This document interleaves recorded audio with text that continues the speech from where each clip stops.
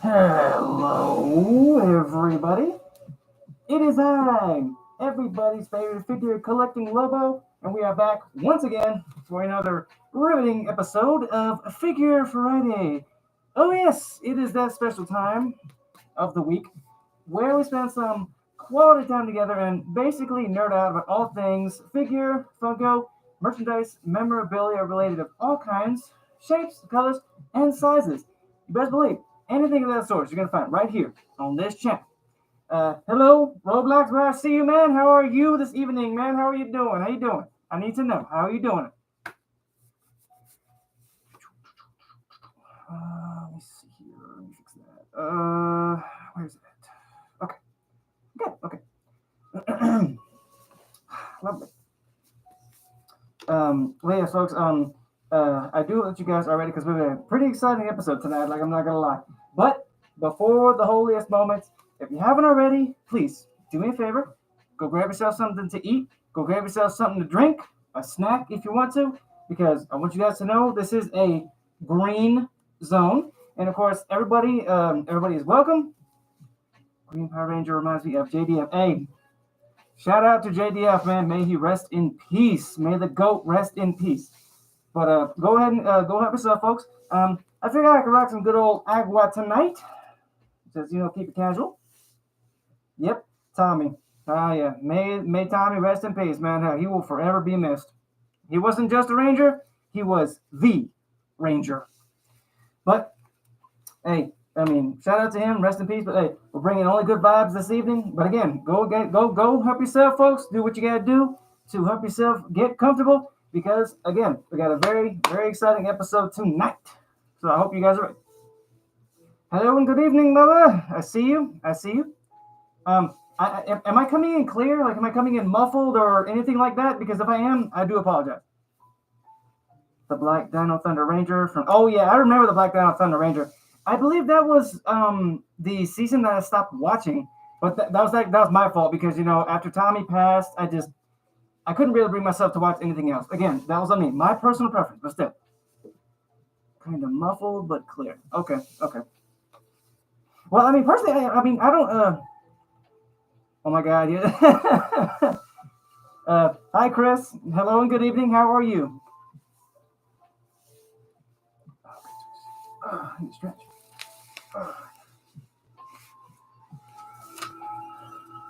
Thank you so much for the roses, Ma. I appreciate you.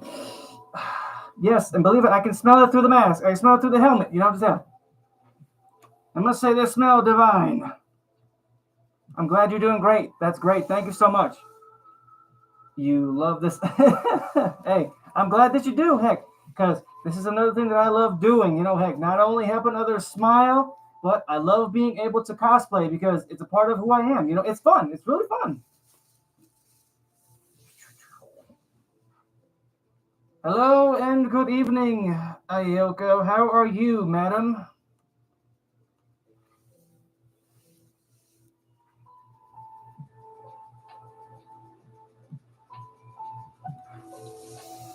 But as you can see, folks, we have hit that 3-minute marker, so we are going to go ahead and get started.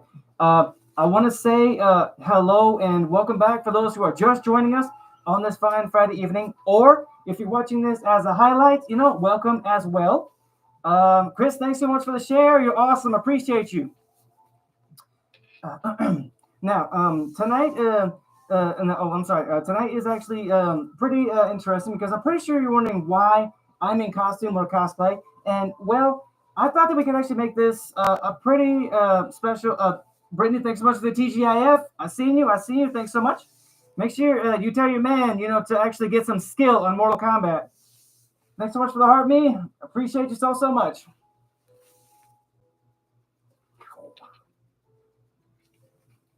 Did I miss something? No. Okay, we're good. We're good. Okay. So, again, not only like I said, the reason we're in cosplay and also for the music, is actually because the vibes are pretty spooky. So I thought again we could make it a special sort of after Halloween episode.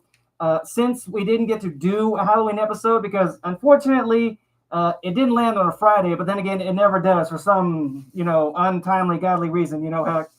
Um, But not only will this be the Halloween episode, this will also double as my birthday episode because since we're in November, that is actually my birthday month, So, I mean, pretty soon your boy will be leveling up. Yes, I will be gaining another level. Woo! So, again, I invite you guys, please sit back, relax, kick your feet up, take a deep breath, and just chill and mellow out with your boy. You 40? No, I ain't 40. Heck, well, who the heck said I was 40? Good Lord. I know I look older for my age, but come on. Someone else told me I usually look younger, but heck, who knows? I mean, if anybody's 40, it's probably your man, and he knows what I'm talking about. But for tonight's episode, we are actually going to be introducing a pair of newcomers straight from the world of a world that we actually haven't visited in a while, and that is the world of the Marvel Cinematic Universe, or just the Marvel Universe. My apologies. But you know what? I think I'm going to go ahead and lose this part right here, so give me just a moment. There we go. Okie dokie. Okay. Oh, whoa. Don't slip over. Don't fall over. Don't fall over. Hold on. Lovely. Okie dokie. There we go. Happy early birthday. Thank you so much, Chris. I appreciate you. Thank you so much. But yes, so first up, I thought that we can go ahead and introduce our leading lady of the evening, of course. She's a lady of many faces, if you will. But tonight she's actually sporting, the look of her truly well-known evil face. So please, ladies and gents, give our first big wolf pack welcome to Miss Janine Godby, a.k.a. Hallows Eve. Yes, that's right, folks. This truly horrific Halloween horror villain has disguised herself and snuck into tonight's episode. Luna, hello and good evening. How are you? And of course, she's brought with her story, and of course, a few other just equally, how do I say, equally disguises, I guess, or hard to say. But let me get her out of there. Imprisonment. I apologize for the plastic noise, honestly. Doing good. That's good, Luna. I'm good. You're doing good. I'm glad you're doing good. But there she is, folks. There she is. And as you can see, she's sporting somewhat of her Hallows Eve colors. The classic orange. Got the purple bag, of course, here, satchel. But there's a very good reason why I was talking about she wears many faces, because she actually has a pair of them with her tonight. But first, I very much want to share a little bit of history about her with you guys, if you'll allow me. I'm a big Power Ranger fan. Hey, it's always great to meet a fellow Power Ranger fan. Hey, I welcome you with open arms. You are always welcome here. Don't ever forget that. And don't ever forget also, you are necessary. You are essential. Okay? And that goes out to everybody. I mean it. Everybody. Okay. So, her story goes a little bit like this. Miss Godby here, she didn't really have the best upbringing, if you will, because she was actually born into an extremely abusive household where she grew up actually being, with her father, or by her father, my apologies. As time wore on, she actually, sort of grew older, and she actually ended up snapping. Her mind just snapped just like that, and she killed her father out of self-defense, which labeled her as a criminal, unfortunately.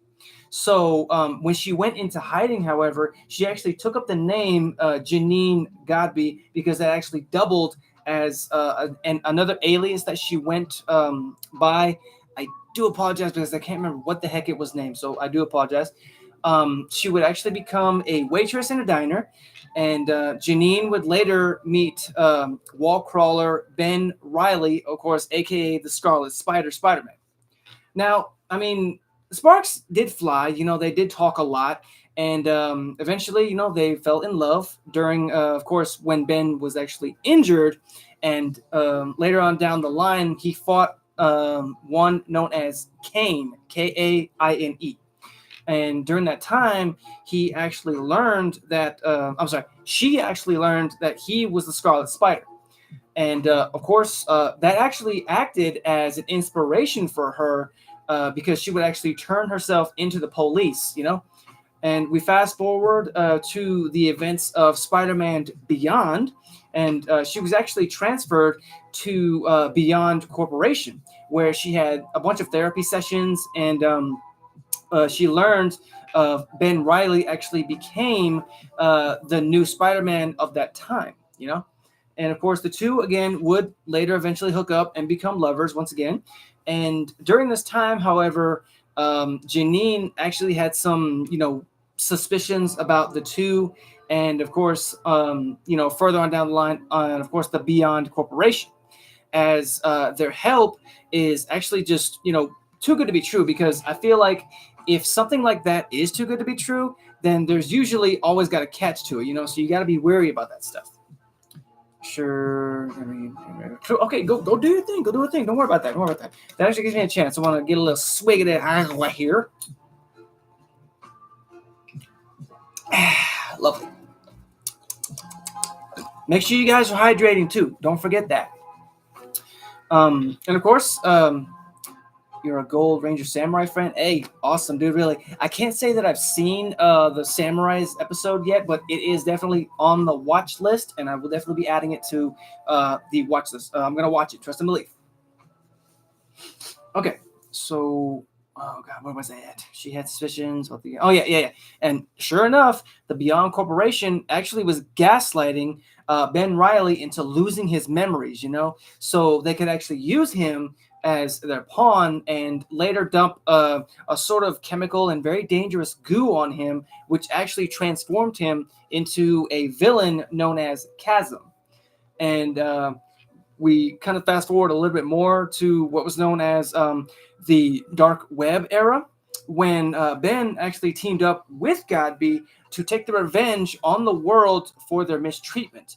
And unfortunately, Janine, she tried to convince Ben to stop his madness, or she would actually end up leaving. But she actually ended up transforming into her Halloween alter ego, Hallows Eve, and that she was actually attacked, which convinces her to join with Ben, and of course take revenge on the world that did them wrong. And I mean, I can't really say that their actions were justified, but I mean, certain events, I would, kind of feel like it would fuel the fire as to what sort of led to that event, sort of like the events of the Dark Web, where the two became lovers. But I feel like it's kind of like a Bonnie and Clyde type situation with those two. But hey, I don't pretend to know, because it's still a very good read, honestly. Chasm, what was his powers? Oh, wow. I'm gonna say I do apologize. Forgive me on this, Luna. I didn't really get the chance to read up a lot on this Chasm character. I only know that under the mask and the goo, that it's Ben Riley. So I'm assuming that he would have a lot of his spider-like powers. The wall crawling, the web shooting.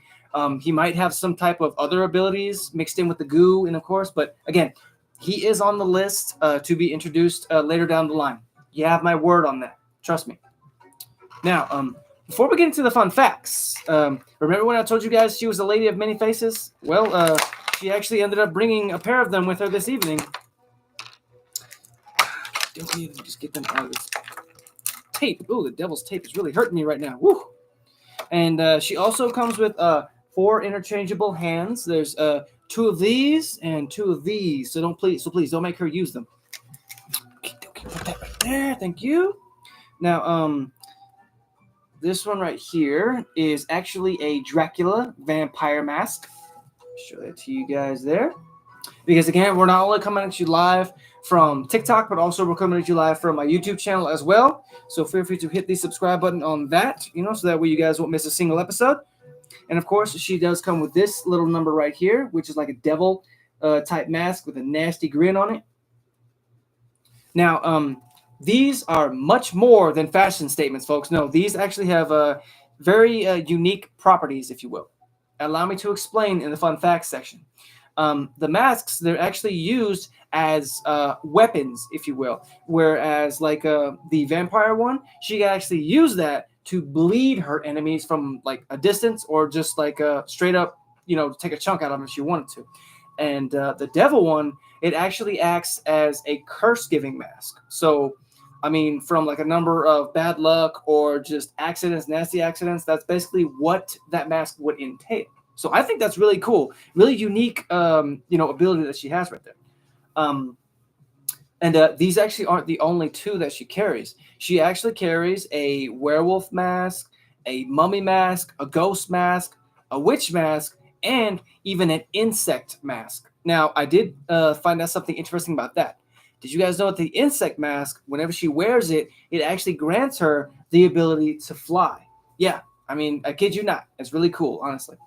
And of course, the ghost mask, I believe it would grant her the abilities like invisibility, or even the chance to like walk through solid objects, honestly, which is very cool in my book. Really cool. Now, before we move on, I want to say I hope you guys are doing amazing. If you guys are working, hey, I appreciate you for taking time to just come in and chill, and or if you're not working, I hope that you're chilling and relaxing, and so some good to drink, something good to eat, or a snack, But with that being said, folks, we will be moving on, So heck, is Jack O'Lantern a Spider-Man villain? Hmm.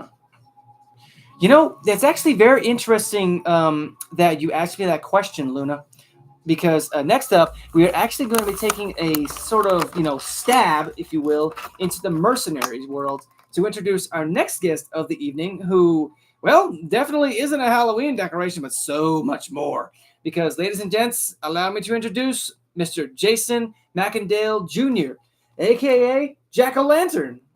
Yeah, you called it, Luna. Good job.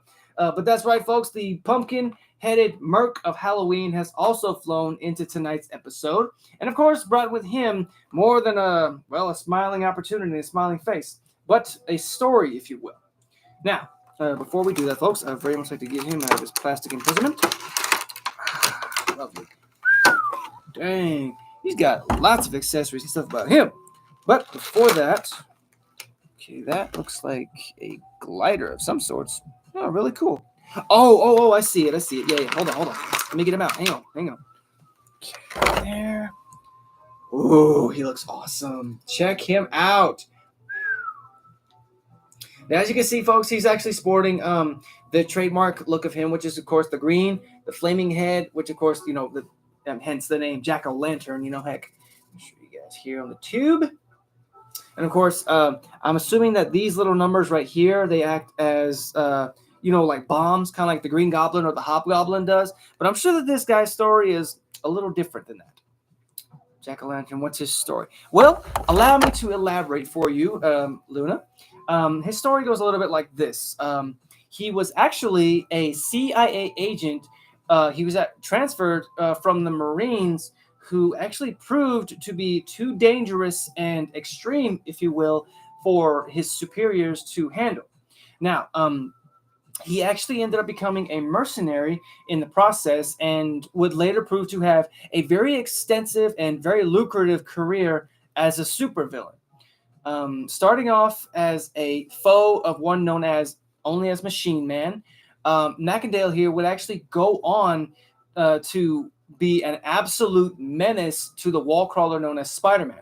And later, he actually ended up crossing paths with the symbiote vigilante known as Venom. And later still, he actually sold his soul to Mephisto for a lot of for certain demonic powers. And he actually became another well-known enemy of Ghost Rider and Spider-Man, where he donned the name of Jack-O-Lantern, because the powers that he has here actually speak a little bit more for the accessories that he has with him. Because in addition to a killer look, which I'm not gonna lie is really awesome, he does. Oh my goodness, devil's tape off. Oh my goodness. Okay. He does come with a sort of mobility type thing. Get it in there real quick. Yeah, there you go. Now it comes with this little number right here, which of course it acts as a glider, which gives him abilities, super agility, and things like that of all kinds. Honestly, just get him on there and sport it real quick. There we go. So it's kind of like a little gyroscope type thing, because I don't want to drop him, because the little centerpiece right here. Oh, no, he can't stand. I thought he could. I'm sorry, Jack. I'm so sorry. But yeah, because like the Hobgoblin and like the Green Goblin, that's one thing that he shares in common is he has a glider that he uses to get around the city and to cause just absolute havoc and just be an absolute menace. But then again, it's also very well known because he only he does most of his terrorizing on the very spooky and Halloween season. Okie. Now, I did find out a couple of interesting facts about him, but like the little gyroscope type thing, he also came with another little accessory, which is this little tiny number right here. But again, I know it looks harmless, but I guarantee you, I'm willing to bet 100% that this is sort of like a bomb type thing, because he attaches to his utility belt for quicker access, so just reach down, grab, and just toss. But again, I'm just spitballing right there, so please forgive me on that. But again, for example, did you guys know that many, if not only every version of this villain, because unfortunately, no, he wasn't the only version of him, they actually end up finding this equipment and donning the jack-o'-lantern mask, because in a way, it's kind of like a symbiote type deal, because when you find the equipment, then the abilities and powers, I do believe they do return to its user. Now, is that true? Has it been proven? No, but I'm a firm believer that that might be the case. And what's interesting about this character is that this guy actually survived a grenade blast right to the face. And I mean, yeah, it's true he was scarred a little bit, but the fact that he took a grenade to the face and came out walking, that says a lot about him. I mean, not a lot of folks can say that. And I know I said it already about his story, but he's actually gone one-on-one, toe-to-toe with Venom in full-on symbiote mode, and he was able to hold his own. Now, did he win?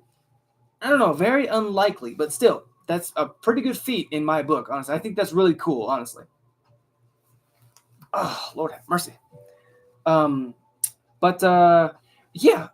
from here, folks, I will going to be go ahead and ending the streams. I want to say thank you to everybody who came out to see me tonight. Both, do I own a Spawn figure? Yes, I do. I have the Mortal Kombat 11 Spawn. It's somewhere around here, I think. I think it's actually on my Mortal Kombat shelf. My apologies. But from here, I will be shooting over to my Twitch to do some gameplay. Maybe some more Black Ops 6, maybe some Fortnite. We don't know. But again, feel free to hit the subscribe button when it does appear here. Feel free to sample either one of these fine videos when they do appear as well.